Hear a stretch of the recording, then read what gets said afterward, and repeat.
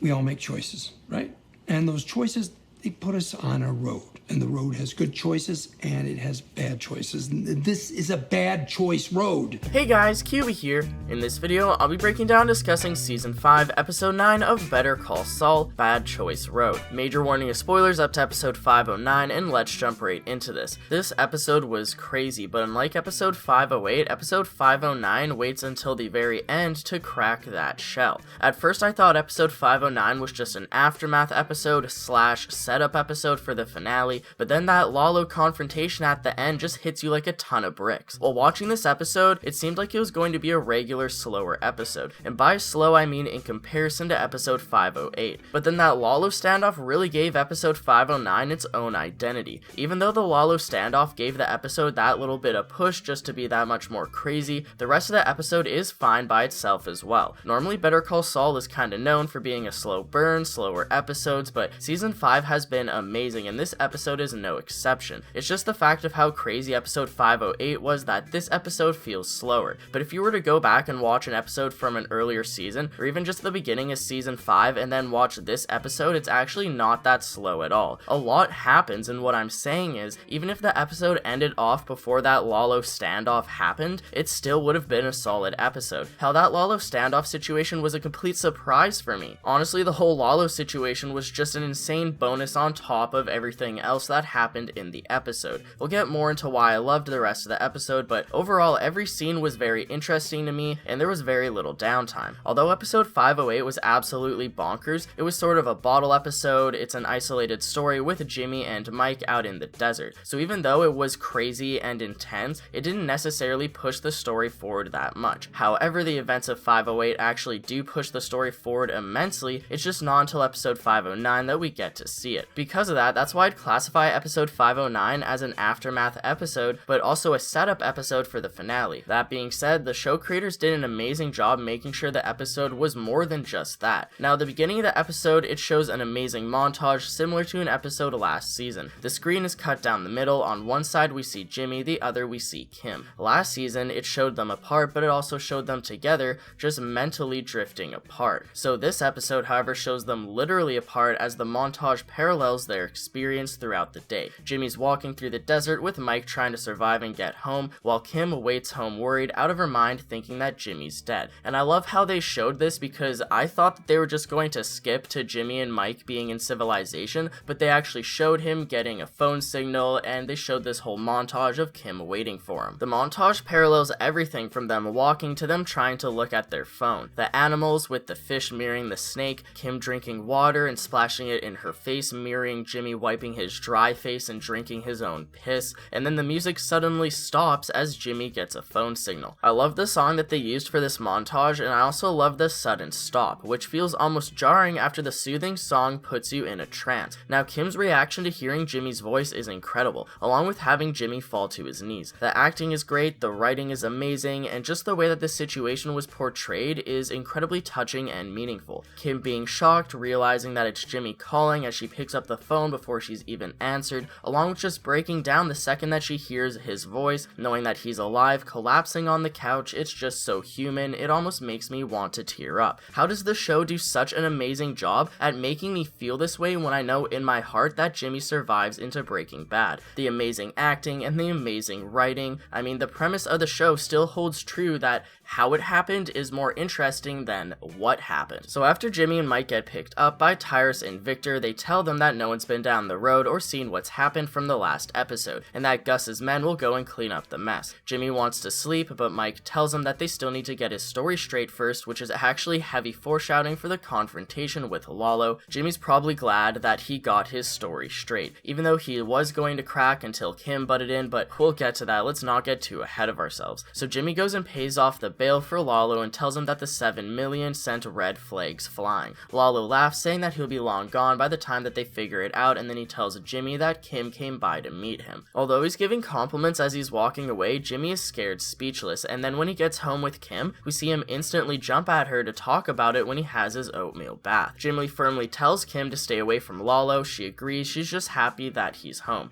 She asks him if everything was worth it, and then he tells her to go look inside the bag with the money. I don't know if Jimmy forgot forgot that his shot up coffee mug was in there if he just didn't expect her to see it, but she sure does see it alright, and so not only is this proving to her that Jimmy is lying about something else traumatic that happened in the desert, at the end of the episode she knows that Lalo is onto something as well. And also just the double meaning about this whole dialogue where he asks her if she sees it, and she does, but she's looking at the coffee mug and not the money, and then he says that's what it's all about. Just that double meaning sends shivers down my spine. But next we get confirmation that it was Juan Bolsa who called the hit out on the 7 million last episode. This review is so large that I'll actually discuss this in a future video this week, along with Mike finally confronting Gus about Nacho, but as we expected, Gus won't let Nacho off the hook so easily, as he's so incredibly valuable to him. And what the heck, Juan Bolsa, you were trying to help?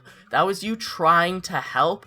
Oh my, I have a lot to discuss. I have a lot of opinions, let me tell you. Anyways, Jimmy's PTSD with the oranges is a great scene in itself. It reminds me back of season 1 when he had the PTSD of the skateboarder's legs breaking by Tuco when he was focusing on someone breaking pretzels in the background of a restaurant. The orange juice splattering on Kim's shirt reminds Jimmy of the blood that splattered on his shirt, and he even makes the same face that he did when it happened last episode. Kim is understanding and caring, but she knows that Jimmy is hiding something dark, so she politely confronts him about it when he tries to run away to work. Jimmy can't deal with sitting at home with his thoughts, so I guess that he figures going and working will get his mind off of it. But as we can see later on, that isn't the case, as he lost a court case against Oakley, who makes fun of him all the way down a hallway, even by sticking his head through the door window. This is hilarious, I loved it. I swear I'm gonna have to do a character spotlight for this guy at some point. Anyways, Kim knows that Jimmy got shot at because of the bullet hole in the coffee mug, and she offers him to be honest with her. After Mike warned Jimmy last episode that telling her the truth put her in the game, he's gone back to lying about things.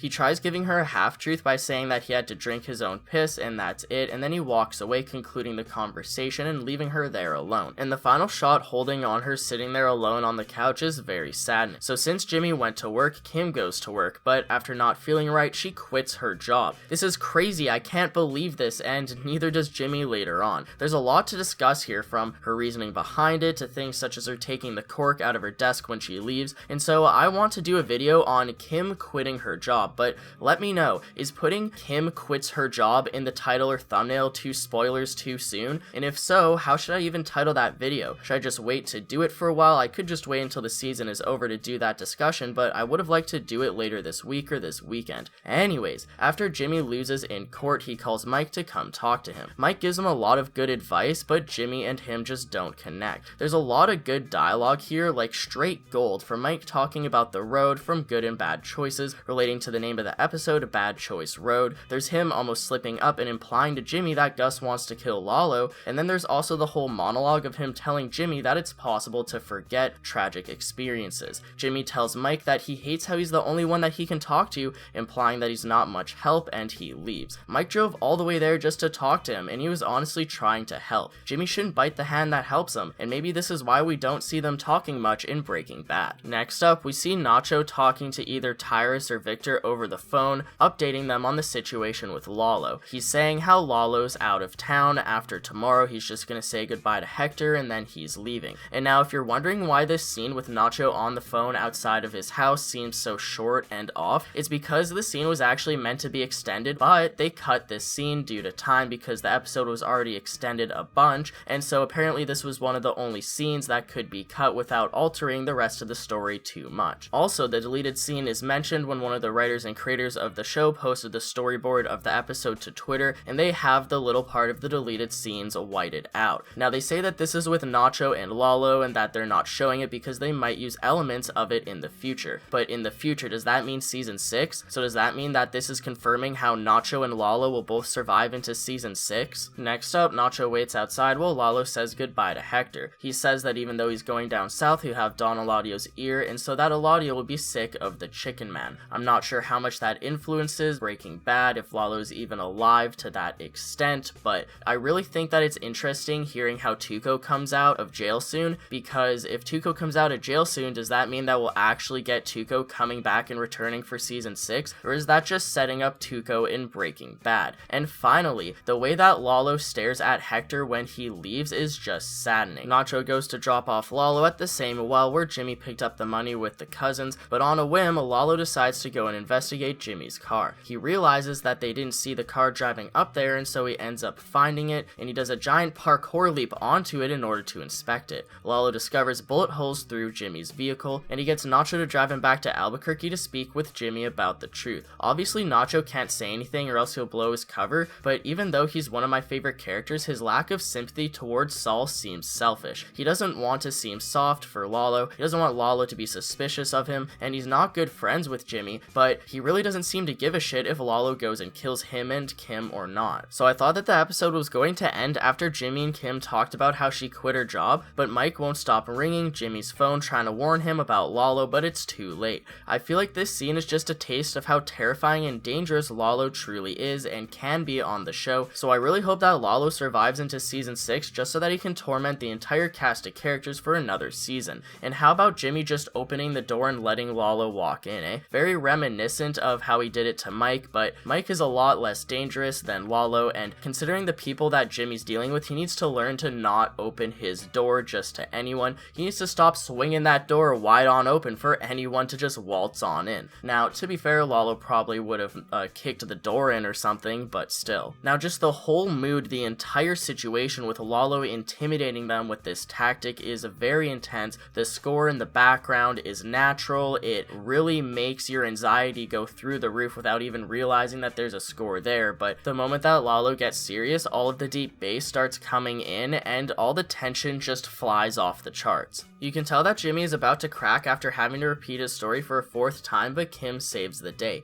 She comes in confident and strong. She's firmly insulting him, and all of this makes it feel like she's telling the truth. I'll have to discuss this in full in another video, but Kim tricks both Lalo and Jimmy here, and it's amazing. As I said earlier, she knew that Lalo was onto something because of the bullet hole through Jimmy's mug, but Jimmy doesn't even know that. Jimmy thinks that Kim believes him here to the point that she's standing up for him and freaking out at Lalo, but really, Kim knows that Lalo is right, and she's just trying to get him to go away. Also, that coffee mug has a bullet hole through it, right? It's the key evidence proving that Jimmy was shot at, and if Lalo would have grabbed that bag of money like Jimmy offered, Lalo would have seen the coffee mug too, and then they would have all been screwed because he would have known. The entire situation between Kim, Jimmy, Lalo, along with Mike sniping through the window is possibly the most intense scene of the show. The whole time I thought Kim was dead. I wouldn't have been surprised if at any moment Lalo quick drew his pistol, shooting Kim square in the face. Was Mike going to shoot Lalo? Was Mike going to shoot through Kim to kill Lalo? What was Lalo going to do? Was he going to kill Kim or Jimmy? Well, obviously Saul survives, but imagine a situation where Lalo kills Kim and then Mike snipes Lalo and Jimmy is the only one left standing there in the kitchen alive. That's what was going on through my head the entire time. Now talk about traumatizing. Imagine that happening. Let's see Jimmy try to get through that. Actually, just kidding. Careful what you wish for. I really want Kim to survive through season 5, although I feel like she might die in the finale, especially after all of this, but please, let's not have that actually happen just for Jimmy's sake, but imagine if it did. That was crazy. This episode is 59 minutes with no commercials. Okay, they're Game of Thrones HBO, so I feel like this episode was definitely extended, as a normal episode is usually just over 42 minutes or so. I tried discussing a bunch of the episode in a single video, but this is just my initial reactions. I have a bunch of discussion videos in the works for all the topics from the episode that I want to break down more in depth, and soon we'll return to this episode along with every other episode in the series to do a definitive analysis episode by episode. If that's something you'd be interested, hit that subscribe button if you haven't yet already, and feel free to leave suggestions in the comments for anything Better Call Saul that you'd like to hear discussed on the channel. I'd appreciate a like on the video if you've enjoyed anything that I've said today, and hit that bell notification for updates on when I upload. I can't wait for the season 5 finale, so with that being said, I thank you guys all so much for watching, and until next time, I'll talk to you guys later.